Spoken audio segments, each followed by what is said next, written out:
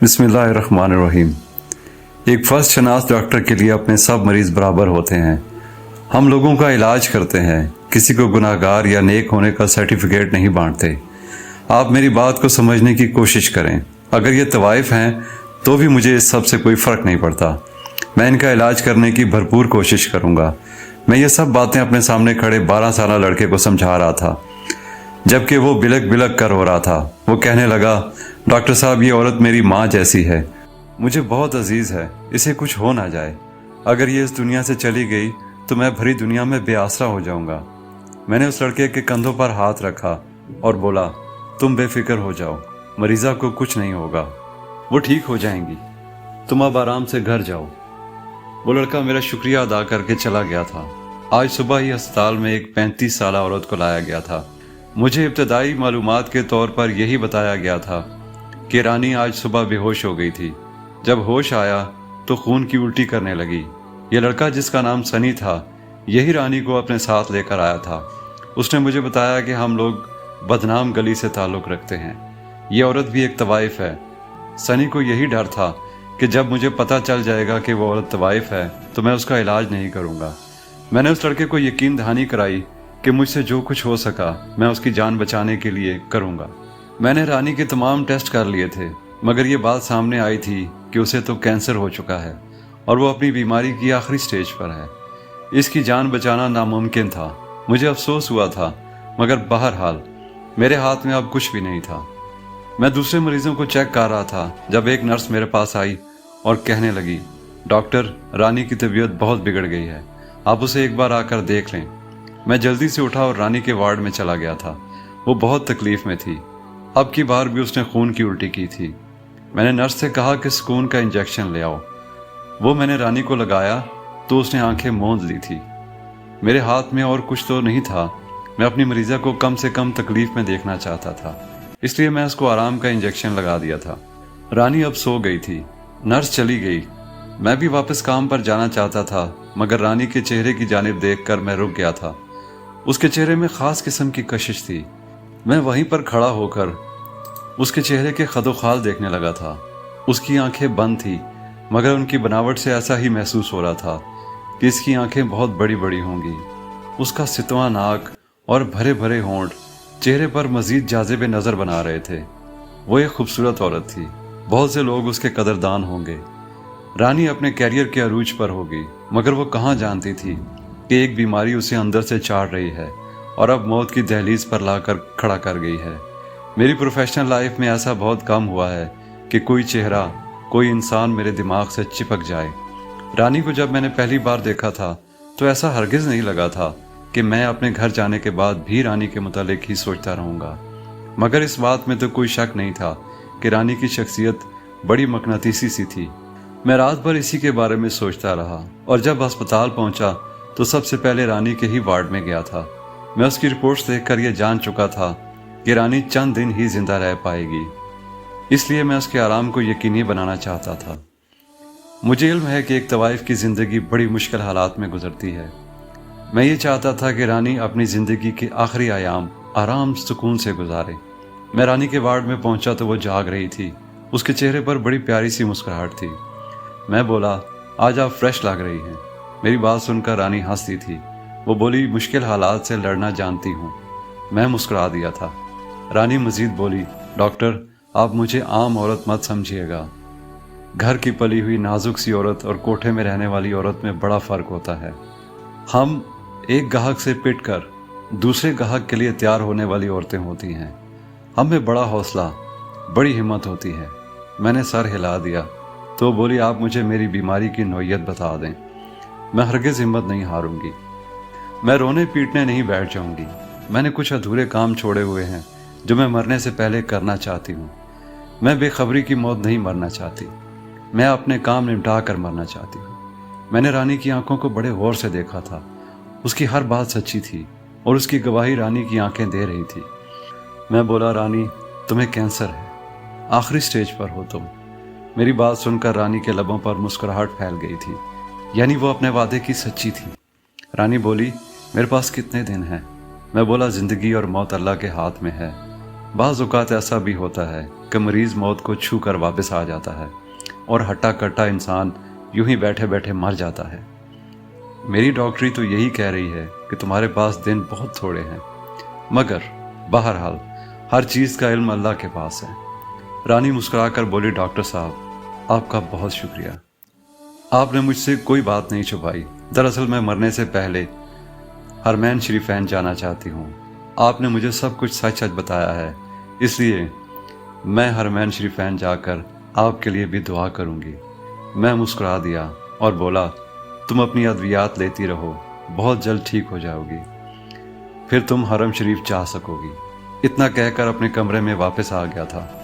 मुझे रानी की हिम्मत ने हैरत में मुब्तला कर दिया था। मैंने तो ऐसे मर्द भी देखे हैं जो मौत के मुतालिक सुनकर फूट फूट कर रोने लगते हैं। मैंने ऐसे लोग भी देखे हैं जो कई कई दिन मौत से लड़ते रहते हैं। उनकी जान अटकी रहती है, मगर वो दुनियावी ज़िंदगी में इस कदर धंस चुके होते हैं कि जिस्म से रूह को जुदा नहीं होने देते। ऐसे में उन्हें बड़ी तकलीफ़ होती है। रानी ने बहुत जल्दी अपनी मौत को कबूल कर लिया था। उसका इलाज चल रहा था। कुछ दिन बाद रानी से एक मर्द मिलने आया था। इत्तफाकन उस वक्त मैं भी रानी के पास खड़ा उसका चेकअप कर रहा था। रानी ने मेरी जानिब देखा और बोली, डॉक्टर, क्या अब मेरे जिस्म में इतनी हिम्मत पैदा हो गई है कि मैं हरम शरीफ जा सकूं? अब मुझे थकावट भी नहीं होती। मैं ज़्यादा देर बैठी रहती हूँ मगर थकती नहीं हूँ। मैं अब 10 मिनट वॉक भी कर लेती हूँ। मुझे लगता है कि मैं बेहतर हो रही हूँ। रानी के चेहरे पर मासूमियत फैली हुई थी। एक तवाइफ के चेहरे पर मासूमियत मैंने पहली बार देखी थी। मैं बोला, रानी, अभी चंद दिन और तुम्हारा इलाज होगा, फिर तुम हरम शरीफ जा सकोगी। पास खड़ा शख्स हंस दिया था। उसकी हंसी बड़ी मकरूह किस्म की थी। वो बोला, 900 चूहे खाकर बिल्ली हज पर चली। डॉक्टर, ये एक तवाइफ है। इसने अपनी ज़िंदगी में बहुत ज़्यादा गुनाह किए हैं। ये बड़ी बदकिरदार औरत है। इसको ये लगता है कि मदीने जाकर ये अपने गुनाह धो लेगी और मरने के बाद सीधी जन्नत में जाएगी। आप इसे बता दें कि सारी ज़िंदगी पाप करने वाले हरम शरीफ जाकर जन्नत के हकदार नहीं बनते। मुझे इस शख्स की बातें बहुत अजीब लगी थी। मैं बोला, आप कौन हैं? वो कहने लगा, जिस कोठे में ये तवाइफ थी ना, मैं भी वहीं पर काम करता हूँ। आप मेरे काम को नहीं समझ पाएंगे, इसलिए मुझसे सवाल जवाब मत करें। मैं बोला, मैं आपके काम को समझ नहीं सकता, तो क्या आप अल्लाह के काम को समझ सकते हैं? मैं और आप जन्नत और जहन्नुम तकसीम करने वाले कौन होते हैं? इस सब का फैसला आप अल्लाह पर छोड़ दें। इसने कंधे उचका दिए और फिर बोला, ठीक है, मैं कुछ नहीं कहता, मगर मेरी बात आप याद रखें। अगर तवाइफ जन्नत में जाने लगी तो क्या वो नेक औरत जिसने उम्र भर नमाज पढ़ी, रोज़े रखे और अल्लाह के अहकामात मानते हुए अपनी ज़िंदगी बिता दी, वो अल्लाह से गिला नहीं करेगी? मैं इसकी बात सुनकर चुप कर गया था। फिर वो बोला, डॉक्टर, जितना पैसा लगता है आप लगा दें, हमें रानी बिल्कुल ठीक ठाक चाहिए। ये हमारे कोठे का सरमाया है, इसे कुछ हो गया तो हमारा बड़ा नुकसान हो जाएगा। इतना कहकर वो मर्द चला गया था, जबकि मैं रानी के पास खड़ा हो गया था। मैं उसका रद्द अमल जानना चाहता था। यूँ तो मैं बड़ा मसरूफ़ डॉक्टर था। मेरा पूरा दिन एक वार्ड से दूसरे वार्ड के चक्कर काटते ही गुजरता था, मगर रानी में एक कशिश थी। मैं इसके मुतालिक हर बात को कुरेद लेना चाहता था, इसीलिए मैं इसका चेकअप करने के बावजूद वहीं खड़ा रहा था। रानी इस मर्द के जाने के बाद फूट फूट कर रोने लगी थी। मैं घबरा गया और बोला, क्या हुआ है, क्यों रो रही हो? रानी बोली, मैं जन्नत में नहीं जाऊंगी, मुझे माफ़ी नहीं मिलेगी ना? मैं बोला, तुम ये सब क्यों कह रही हो? तो वो बोली, ये मर्द सलीम हमारे कोठे पर होता है, ये मेरे एक एक लम्हे का गवाह है, ये मेरे सारे गुनाह जानता है। इसे अगर ये लगता है कि मेरी बख्शिश नहीं होगी तो फिर ठीक ही लगता होगा। मैं मुस्कुराकर बोला, रानी, ये रोने की बात नहीं है। कोई इंसान जन्नत जहन्नुम का फैसला नहीं कर सकता। तुम अपना दिल छोटा मत करो। रानी चुप कर गई और बड़ी आस से मेरी जानिब देखकर बोली, ये लोग मुझे गुनाहगार समझते हैं, इसलिए नहीं चाहते कि मैं हरम शरीफ जाऊं। आप मेरे जाने का इंतज़ाम कर देंगे? बस यही समझ लें कि आप एक मरती हुई औरत की आखिरी ख्वाहिश पूरी कर रहे हैं। मैंने सर हिला दिया था। मैं बोला, मुझसे जो कुछ बन पड़ा मैं ज़रूर करूँगा। इतना कहकर मैं अपने ऑफिस में चला गया था। मैंने अपने दराज में पड़े टिकट की जानिब देखा था। मैं कुछ रोज़ बाद मदीने पाक जाने का इरादा रखता था। ऐसे में मुझसे इस औरत ने यह फरमाइश कर दी थी। मैं इसको रद्द नहीं कर सकता था। मुझे यही डर था कि अगर मैंने इसकी बात को ठुकरा दिया तो कहीं मेरी हाज़िरी रद्द ना हो जाए। मैंने सोच लिया था कि मैं इस औरत को मदीने ज़रूर लेकर जाऊंगा। मैंने उसकी रिपोर्ट्स देखी थी। اس کی حالت دن بدن خراب ہوتی جا رہی تھی۔ اس کے پاس بہت تھوڑے دن باقی تھے۔ مجھے جو بھی کرنا تھا جلدی میں ہی کرنا تھا۔ میں نے رانی کے محرم کے طور پر اس 12 سالہ لڑکے کو بھی ساتھ لے کر جانے کا فیصلہ کیا تھا، جو رانی کو اپنی ماں جیسا کہہ رہا تھا۔ خیر، اس سارے عمل میں 10 دن لگ گئے تھے۔ اب تو رانی کی آنکھوں کے نیچے بھی ہلکے بن گئے تھے۔ وہ پہلے سے زیادہ کمزور ہو گئی تھی۔ میں بولا، رانی تمہاری حالت خراب ہو گئی ہے، میں تمہیں مدینے کیسے لے کر جاؤں؟ رانی کہنے لگی، اگر میں 10 سال بھی حرم شریف نہ گئی تو یوں ہی بستر پر پڑی رہوں گی، مجھے موت نہیں آئے گی۔ میری حرم شریف جانے کے لیے تڑپ دیکھ کر موت بھی پیچھے ہٹ جائے گی۔ میں رانی کی باتوں سے بہت متاثر ہوا تھا۔ میں نے دل میں سوچا کہ یہ کتنی بہترین عورت ہے۔ ٹھیک ہے، اس نے گناہ کیے ہیں، مگر وہ ضرور مجبور رہی ہوگی، جبھی تو یہ سب کچھ کیا کرتی تھی۔ اس کے دل میں روزے پر جانے کی تڑپ کتنی زیادہ ہے۔ میں نے ڈاکٹرز کی ایک ٹیم کو اپنے آفس بلوایا تھا۔ رانی کا کیس ان کے سامنے رکھ دیا تھا۔ میں نے صاف صاف کہہ دیا کہ یہ مرتی عورت کی آخری خواہش ہے۔ اگر ہم اسے ہسپتال میں رکھ کر ٹریٹمنٹ دیتے رہے تب بھی اس کے بچنے کے چانسز نہیں ہیں۔ اس سے اچھا ہے کہ اس کی آخری خواہش پوری کر دی جائے۔ ڈاکٹر میری بات پر متفق تھے۔ انہوں نے میرا فیصلہ مان لیا تھا۔ میں نے ضروری کارروائی مکمل کر لی تھی۔ میں نے جب یہ خبر جا کر رانی کو سنائی تو وہ پھوٹ پھوٹ کر رونے لگی تھی۔ وہ بولی، الحمدللہ، میری حاضری قبول ہو گئی ہے۔ میں نے رانی کی جانب دیکھا تو سوچا کہ بہت پہنچی ہوئی عورت ہے۔ جو لوگ اس کے متعلق غلط باتیں کرتے ہیں وہ خود غلط ہیں۔ کچھ دن بعد ہماری روانگی کا وقت آ گیا تھا۔ میں، رانی اور سنی مکہ شریف کے لیے نکل گئے تھے۔ یہ بڑا روحانی سفر تھا۔ راستے میں رانی درود و سلام پڑھتی رہی تھی۔ ایک لمحہ بھی ایسا نہیں گزرا تھا کہ اس کی زبان کلام الہی سے خوش ہوئی ہو۔ میں یہ سوال پوچھے بنا نہ رہ پایا تھا کہ رانی، کیا تم کعبہ شریف نہیں جاؤ گی؟ در نبی سے واپس لوٹ آؤ گی؟ رانی کہنے لگی، میں نے اپنی زندگی میں بہت گناہ کیے ہیں، میں کس منہ سے کعبے جاؤں؟ میں سب سے پہلے رحمت للعالمین کے در پر جاؤں گی، ان سے کہوں گی کہ وہ اللہ کے حضور میرے گناہوں کی معافی کی فرمائش کر دیں۔ معافی مل جائے گی تو کعبے چلی جاؤں گی۔ میں نے سر ہلا دیا تھا۔ مجھے اس وقت رانی سے پاکیزہ روح کوئی اور نہیں لگ رہی تھی۔ معافی کی قبولیت کی یہ نشانی ہے کہ انسان کو اپنے گناہوں کا ادراک ہونے لگتا ہے۔ آخر سفر تمام ہوا اور ہم مدینے پہنچ گئے تھے۔ سبز گنبد پر جب میری پہلی نظر پڑی تو مجھ پر رکت طاری ہو گیا۔ میری آنکھوں سے آنسو جاری ہو گئے تھے، جبکہ رانی کی عجیب سی حالت تھی۔ وہ گھبرا گئی تھی۔ اس نے میرا ہاتھ پکڑ لیا تھا۔ وہ کہنے لگی، مجھے واپس جانا ہے، میری طبیعت بگڑ گئی ہے، مجھے ہوٹل میں لے چلو۔ مجھے رانی سے اس قسم کے رد عمل کی توقع ہرگز نہیں تھی۔ میں بولا، کیا ہوا ہے رانی؟ تمہاری طبیعت تو ٹھیک ہے نا؟ وہ بولی، ہاں میری طبیعت ٹھیک ہے، لیکن مجھے ڈر لگ رہا ہے، مجھے یہاں سے لے چلو، نہیں تو میری سانسیں بند ہو جائیں گی۔ میں نے اپنی مریضہ کا خیال کیا اور اسے ہوٹل کے کمرے میں چھوڑ کر خود روضہ رسول پر آ گیا تھا۔ اگلے مہینے میری شادی تھی۔ میں نے وہاں جا کر اپنی خوشحال زندگی کے لیے بہت سی دعائیں کی تھی۔ وہاں ایسی فضا تھی کہ میرا واپس لوٹ کر جانے کو دل نہیں کر رہا تھا، مگر پھر میں رات کے وقت واپس آ گیا تھا۔ صبح ہوئی تو میں نے قصد کیا کہ روزے پر جاؤں۔ تبھی رانی بھی میرے پاس آ گئی۔ وہ بولی، مجھے بھی اپنے ساتھ لے چلیں۔ میں بولا، ہاں آ جاؤ۔ آج پھر ہم روزے پر چلے گئے تھے۔ روزے کے قریب جا کر رانی نے آنکھیں بند کر لی تھی اور سنی سے بولی، تم میرا ہاتھ پکڑ کر مجھے روزہ رسول کے اندر لے چلو۔ اس نے رانی کی بات مان لی۔ میں رانی کا رد عمل دیکھنا چاہتا تھا۔ وہ روزے پر آنے کے لیے بہت تڑپ رہی تھی۔ میں دیکھنا چاہتا تھا کہ جب انسان کی زندگی کی سب سے بڑی خواہش پوری ہو جائے تو وہ اپنی خوشی کا اظہار کیسے کرتا ہے۔ سنی رانی کا ہاتھ پکڑ کر اسے روزے کے بالکل سامنے لے گیا تھا۔ وہ بولا، اب اپنی آنکھیں کھول لیں۔ رانی نے جب آنکھیں کھولی تو وہ روزے کو دیکھ کر خوفزدہ ہو گئی تھی۔ اس کے چہرے کی رنگت بدل گئی تھی۔ وہ ایک دم سے چیخنے لگی تھی۔ وہ پیچھے کو بھاگ رہی تھی۔ اس کے اس عمل میں ہیبت نہیں، ہیجان تھا۔ وہ یہاں سے بس بھاگ جانا چاہتی تھی۔ وہ دیوانہ وار بھاگ رہی تھی۔ اس کو اپنے دوپٹے کی بھی فکر نہیں تھی۔ اس کا دوپٹہ روزے کے پاس گر چکا تھا۔ سب لوگ اس کی جانب متوجہ ہو گئے تھے۔ لوگ اس کی جانب بڑھ رہے تھے۔ مجھے معلوم تھا کہ اب یہاں پر سب کے سامنے رانی کا تماشا بن جائے گا، اس لیے میں نے آگے بڑھ کر رانی کا ہاتھ پکڑ لیا اور اسے ساتھ چلنے کا کہا، مگر وہ اپنے حواس میں ہوتی تب میری بات سنتی نا۔ اس نے میرا ہاتھ جھٹک دیا تھا۔ وہ چیختی جا رہی تھی۔ سب لوگ اس کے ارد گرد جمع ہو چکے تھے۔ ہر کسی کے چہرے پر حیرت تھی۔ لوگ مجھ سے استفسار کر رہے تھے کہ اس عورت کو کیا ہوا ہے۔ میں نے کہہ دیا کہ یہ مریض ہے، کبھی کبھار طبیعت بگڑ جاتی ہے۔ इस सब में सनी ने ही हिम्मत की थी।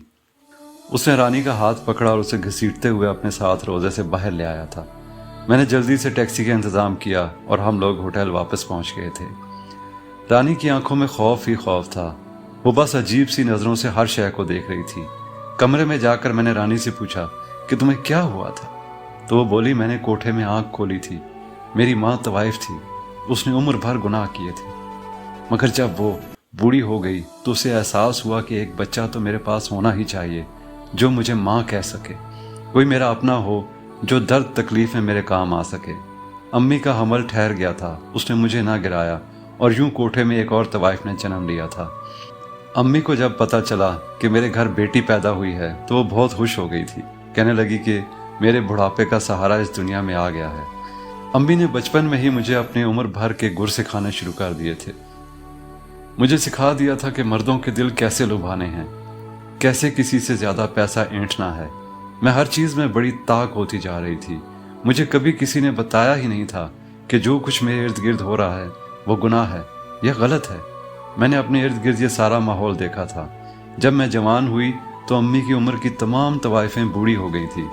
सबको मुझ पर भरोसा था। यूं मुझे कोठे की सरबराही सौंप दी गई थी। मेरे अंदर किसी किस्म का डर और खौफ नहीं था। पैसा ही मेरा मजहब था। मैं पैसे को पूछती थी, मगर अब चूंकि कोठे की तवाइफें बूढ़ी हो गई थी तो हालात अच्छे नहीं रहे थे। कोई हमारी जानिब आना भी पसंद नहीं करता था। यही लगता था कि अब हम सब भूख से मर जाएंगे। इसलिए मैंने कोठे में काम करने वाले मर्दों से कह दिया कि मुझे नई लड़कियां चाहिए, नई लड़कियों की भर्ती करो जिस कदर जल्दी हो सके। मुझे ये कोठा नई लड़कियों से भरा हुआ चाहिए। मेरे आदमी हरकत में आ गए थे। वो धड़ाधड़ लड़कियों को मेरे पास ला रहे थे। मेरे कोठे में जितनी भी लड़कियां आई थी उनमें से सिर्फ 2 ऐसी थी जो अपनी मर्जी से, अपनी खुशी से आई थी। बाकी सब की सब या तो अगवा की गई थी या फिर खरीदी गई थी। मेरे कोठे पर जब भी नई लड़की आती वो बहुत रोती थी। वो मेरे सामने हाथ जोड़ती, मुझसे मदद मांगती, अल्लाह के वास्ते देती, मगर मैं किसी की एक ना सुनती और वही करती जो मेरे दिल में आता। मैंने महसूस किया था कि जितनी ज़्यादा लड़की शरीफ होती उतना ही बढ़कर उसका रेट लगता था। मेरी बहुत से पुलिस वालों के साथ रवाबित थे, इसलिए मुझे गिरफ्तारी का भी कोई डर नहीं था। मैंने अपने आदमियों से कह दिया था कि शरीफ मोहल्लों की लड़कियों को उठा लाओ। मुझे आज भी वो रात याद है जब बहुत तेज़ बारिश हो रही थी। तब मेरे 2 आदमी एक 15 बरस की लड़की को ले आए थे। वो बहुत डरी सहमी हुई थी। मेरे आदमियों ने वो लड़की लाकर मेरे सामने कर दी और बोले, जान हथेली पर रख कर हम इस लड़की को उठा कर लाए हैं। वो लड़की समझ गई थी कि इसके साथ कुछ गलत होने वाला है। वो बहुत ज़्यादा डरी सहमी थी, मुसलसल रो रही थी। मैं बोली, तुम्हारा नाम क्या है? वो बोली, मेरा नाम जमीला है, मैं इमाम मस्जिद की बेटी हूँ, आप मुझे यहाँ से जाने दें। मैं अगर रात घर ना गई तो मेरे अब्बू की बदनामी हो जाएगी, लोग उन पर थूकेंगे, सब यही कहेंगे कि मौलवी लोगों को तो अच्छाई का दर्स देता था मगर खुद की बेटी घर से भाग गई है। किसी को ये तो नहीं पता होगा ना कि मुझे घर से उठाया गया है। मैं हंस दी थी और बोली, मुझे तुम्हारी आंखों में हया नज़र आ रही है। मुझे इल्म है कि तुम्हारे ज़रिए मैं बहुत पैसा कमाऊंगी, तुम मेरे बहुत काम आओगी। वो रोने लगी थी, बोली, मेरे नाम की हया करो। मैं बोली, मैंने आज से तुम्हारा नाम बदल कर मुस्कान रख दिया है। वो बोली, तुम्हें अल्लाह का वास्ता है, मैं आशिक़ रसूल की बेटी हूँ, मैं सब्ज़ गुंबद वाले के ग़ुलाम की बेटी हूँ, मेरी आंखों में हया है। मेरे अब्बू ने अपनी ज़िंदगी सीरत पर गुजारी है, मैं ऐसी जगह पर रही तो दम तोड़ दूंगी। मैं उसकी बातें सुनकर हंसती रही थी। फिर उसके मुंह पर थप्पड़ मारकर बोली, तुम एक तवाइफ के सामने ये सब नाम लेकर सोच रही हो कि तुम्हें जाने दूंगी? सोचना भी मत, मैं इन सब से बहुत दूर हूँ। वो लड़की रोती रहती थी, गमगीन रहती थी, मगर मैंने उससे बड़ा पैसा कमाया था। 1 साल तक वो मेरे काम आती रही थी। एक दिन उसकी तबीयत ख़राब हो गई। मैं उसके पास गई तो उसकी आंखें बेनूर हो चुकी थी। मैं बोली, तुम्हें क्या हुआ है? वो रोती आंखों से बोली, दमे आखिर है, दिल खफा है कि मैं अपने अल्लाह का सामना कैसे करूँगी। मेरी ज़ुबान हर वक्त दुरूद शरीफ से तर रहती थी। जब से यहाँ आई हूँ ये विर्द भी छोड़ रखा है कि मैं गुनाहगार औरत कैसे पाक हस्ती पर दुरूद भेजूँ। मैं सब कुछ सुनती रही थी। फिर मुस्कान दम तोड़ गई। उसके जाने के बाद मैंने सोचा कि ऐसी कौन सी हस्ती है जिसके इश्क में मुस्कान इस कदर पागल थी। मैंने हुज़ूर अलैहिस्सलातु वस्सलाम के मुतालिक इल्म हासिल करना शुरू कर दिया था। मुझे उनसे मोहब्बत हो गई थी। मैंने बुराई छोड़ने का फैसला कर लिया, मगर फिर ख्याल आया कि अगर ये सब कुछ छोड़ दूंगी तो ऐश भरी ज़िंदगी कैसे गुजारूंगी। फिर मैं इस नतीजे पर पहुंची कि अपने बुढ़ापे में नेकियां करूंगी, गुनाह छोड़ दूंगी। मैंने सुन रखा है कि अल्लाह से जब भी माफ़ी मांगो वो माफ़ कर देता है, इसलिए मैंने सोचा कि मरते दम कलमा पढ़कर माफ़ी मांग लूँगी। डॉक्टर साहब, समझ रहे हो ना मेरी प्लानिंग? मैं अपनी दानिश्त में अल्लाह को धोखा देना चाहती थी, जबकि हकीकत तो यह है कि मैंने खुद अपने आप को धोखा दिया। मैंने खुद को जलील कर लिया। मैं तो बुढ़ापे की उम्र को पहुंची ही नहीं, मुझे तो पहले ही जानलेवा मर्ज ने अपने हिसार में ले लिया। जब मुझे पता चला कि मेरी मौत करीब है तो मैंने सोचा कि क्यों ना मदीने जाकर अपने गुनाह धो लूँ। वो जो आदमी अस्पताल में मुझसे मिलने के लिए आया था, उसने आपसे ठीक ही कहा था कि मैं बहुत गुनाहगार हूँ। वो मेरी ज़िंदगी के एक एक लम्हे से वाकिफ़ था। वो सच ही कह रहा था। मैंने रानी की सभी बातें बड़े इत्मीनान से सुनी थी। फिर मैं बोला, ठीक है, मैं सब समझ गया हूँ, लेकिन अब तुम मुझे ये बताओ कि तुम रो क्यों रही थी, चीख क्यों रही थी? वो बोली, डॉक्टर, मेरा रोना बनता था। मैं अपनी माफ़ी की उम्मीद पर यहाँ आई थी। मुझे यकीन था कि मैं बख्श दी जाऊँगी, 2 आंसू बहाऊंगी तो जन्नत की हकदार बन जाऊंगी। मगर जानते हो मेरे साथ क्या हुआ? जिस रोज़े के सामने खड़े होकर सब रो रहे थे, अपने दिल का हाल कह रहे थे, अपना इश्क बयान कर रहे थे, मुझे वह रोज़ा नज़र नहीं आया था। मैंने साथ खड़ी औरत से पूछा कि रोज़ा कहाँ है, तो वो बोली, तुम्हारे सामने ही तो है। मुझे सब कुछ दिखाई दे रहा था, हर चीज़, फ़कत वो सब्ज़ गुंबद नज़र नहीं आया। इसका मतलब जानते हो क्या है? वो जो 2 जहानों के लिए रहमत है, वो मुझसे खफा है। मुझे हर जगह मुस्कान नज़र आ रही थी। वो मुस्कुरा रही थी, उसकी आवाज़ें सुन रही थी।